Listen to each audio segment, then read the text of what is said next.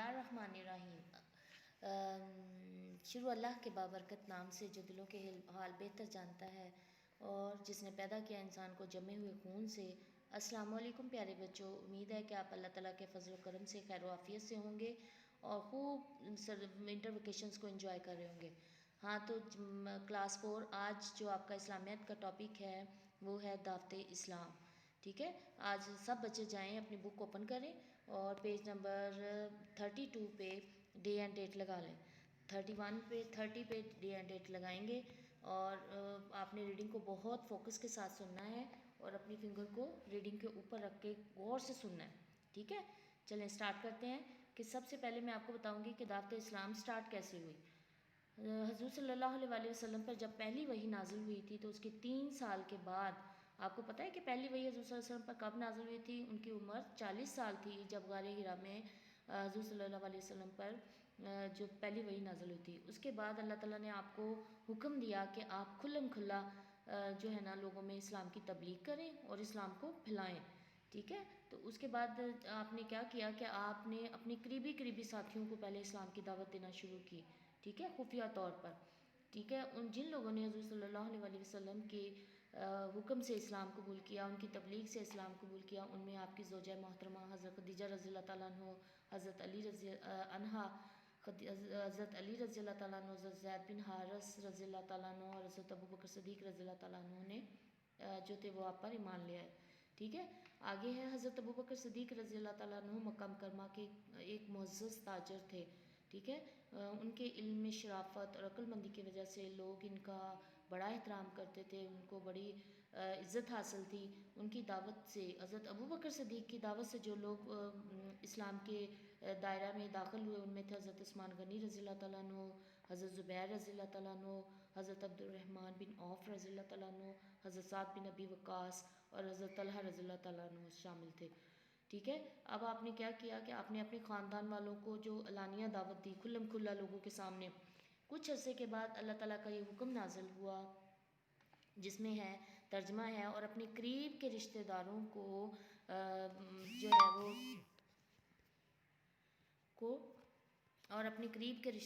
ڈر سنا دو۔ ٹھیک ہے، اب ہے اللہ تعالیٰ کا حکم ملنے کے بعد حضور صلی اللہ علیہ وسلم نے اپنے خاندان کے 45 افراد کو ایک دعوت پر بلایا۔ کتنے افراد کو؟ 45۔ کھانے کے بعد آپ صلی اللہ علیہ وسلم نے ان کو اسلام کی دعوت دی۔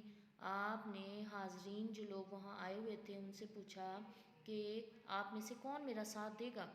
ٹھیک ہے، بغیر کسی ریزن کے، بغیر کسی وضاحت کے انہوں نے سب سے پہلے سوال یہ کیا کہ آپ میں سے کون لوگ ہیں جو میرا ساتھ دیں گے؟ ٹھیک ہے، تمام جو حاضرین تھے، جو تمام ان کے ریلیٹیو تھے وہ چپ رہے۔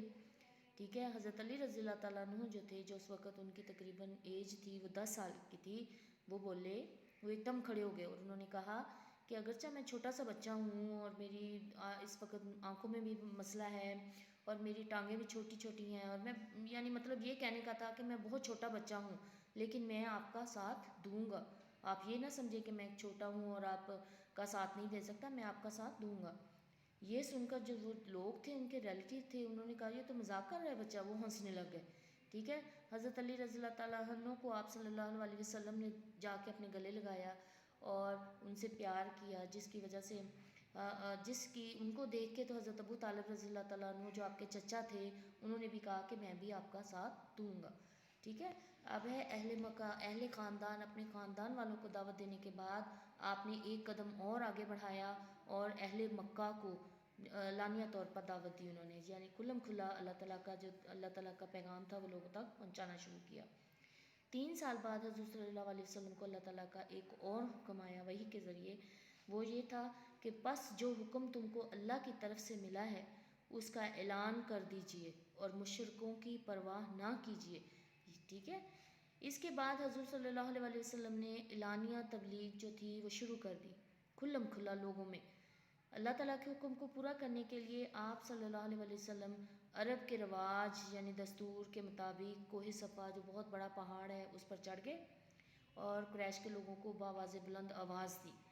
ٹھیک ہے، اور سب لوگ جو تھے وہ جمع ہو گئے، آپ کے ارد گرد جمع ہو گئے اور آپ نے فرمایا، تو آپ صلی اللہ علیہ وسلم نے ان لوگوں سے فرمایا کہ اگر میں کہوں کہ اس پہاڑ کے پیچھے ایک بہت بڑا دشمن کا جو گروہ ہے، جو گروپ ہے، لشکر ہے، وہ چھپا ہوا ہے اور وہ تم پر ابھی حملہ کر دے گا اور تم کو تباہ و برباد کر دے گا، تو کیا تم میری بات کو مان لو گے؟ کیا تم میری بات کو یقین کر لو گے؟ سب لوگوں نے ایک آواز میں وہ پکار اٹھے، یس، ہاں، کیونکہ ہم نے آپ صلی اللہ علیہ وسلم کی زبان سے ہمیشہ سچ ہی سنا ہے۔ تب آپ صلی اللہ علیہ وسلم نے فرمایا، تو میں کہتا ہوں کہ اگر تم لا الہ الا اللہ کہو گے تو کامیاب ہو جاؤ گے، یعنی اگر تم ایک اللہ کو مانو گے، سیدھے راستے پر چلو گے تو تم کامیاب ہو جاؤ گے۔ یہ سن کر قریش غصے میں آ گئے، یہ سن کر قریش جو قبیلہ تھا وہ بہت غصے میں آ گیا۔ ابو لہب آپ صلی اللہ علیہ وسلم کو نعوذ باللہ برا بھلا کہنا اس نے شروع کر دیا اور سب لوگ اب جو تھے وہ ناراض ہو کے اپنے اپنے گھروں کو چلے گئے۔ اس کے بعد آپ نے عام تبلیغ کا اعلان کیا، ٹھیک ہے۔ اس کے بعد حضور صلی اللہ علیہ وسلم نے لوگوں کو عام تبلیغ جو تھی ان میں شروع کر دی۔ آپ میلوں میں اور بازاروں میں جا کر لوگوں کو اسلام کی دعوت دیتے۔ حج کے لیے آنے والوں کو اللہ تعالیٰ کا آپ نے پیغام پہنچایا۔ آپ نے حرم کعبہ میں جا کر، آپ صلی اللہ علیہ وسلم نے حرم کعبہ میں جا کر اللہ تعالیٰ کے ایک ہونے کا اعلان کیا۔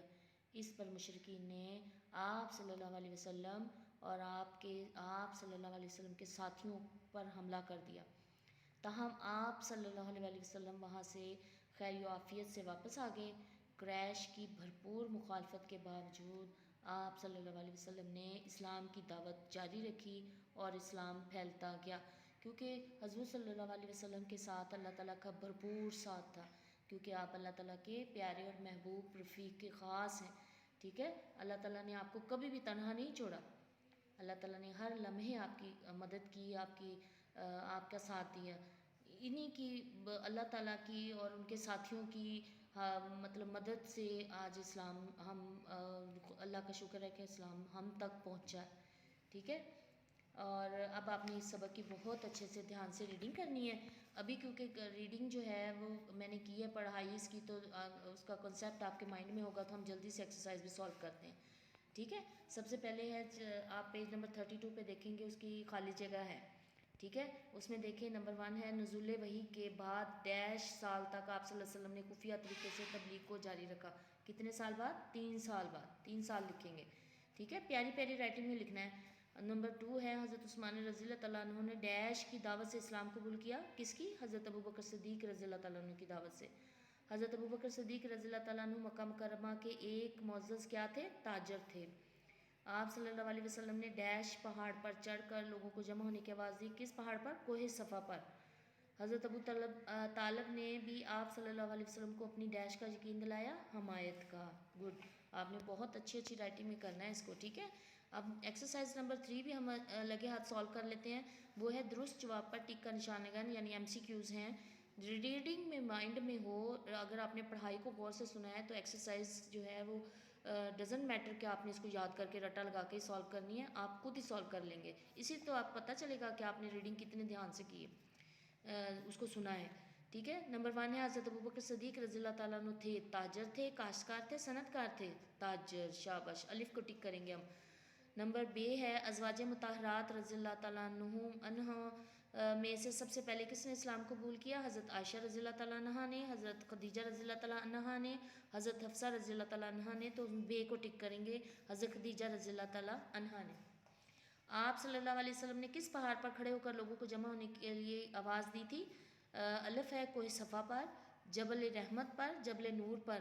جی شاباش، الف کو ہم ٹک کریں گے، کوہ صفا پر۔ حضرت طلحہ رضی اللہ تعالیٰ عنہ کو کس کی تبلیغ سے جو تھے وہ مسلمان ہوئے تھے؟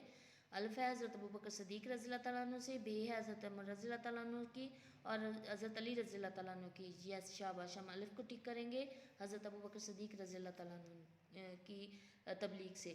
آپ صلی اللہ علیہ وسلم نے اپنے خاندان کے کتنے افراد کو دعوت پر بلایا تھا؟ 35، 45 یا 40؟ B کو ٹک کریں گے، 45، ٹھیک ہے۔ اب آپ نے اس ایکسرسائز کو بھی بہت دھیان سے جو ہے نا وہ کرنا ہے۔ اس کے بعد کیا ہے پیارے بچوں، آپ گھر کا کام جلدی سے اپنی ڈائری لے آئیں اور اپنے گھر کا کام جو ہے وہ آپ لکھ لیں۔ اس میں یہ ہے کہ آپ نے جماعت کا کام جو ہے وہ یاد کرنا ہے، سبق کی پڑھائی بھی کرنی ہے، ٹھیک ہے، جماعت کا کام آپ نے ایکسرسائز کو اچھے طریقے سے یاد کرنا ہے، اور جو پیج نمبر 32 اور 33 پہ خالی جگہ ہے نا، یہ آپ نے کاپی کے اوپر بہت خوبصورت کر کے لکھنی بھی ہے اور یاد بھی کرنی ہے، ٹھیک ہے۔ اٹس اوور نو، اللہ حافظ۔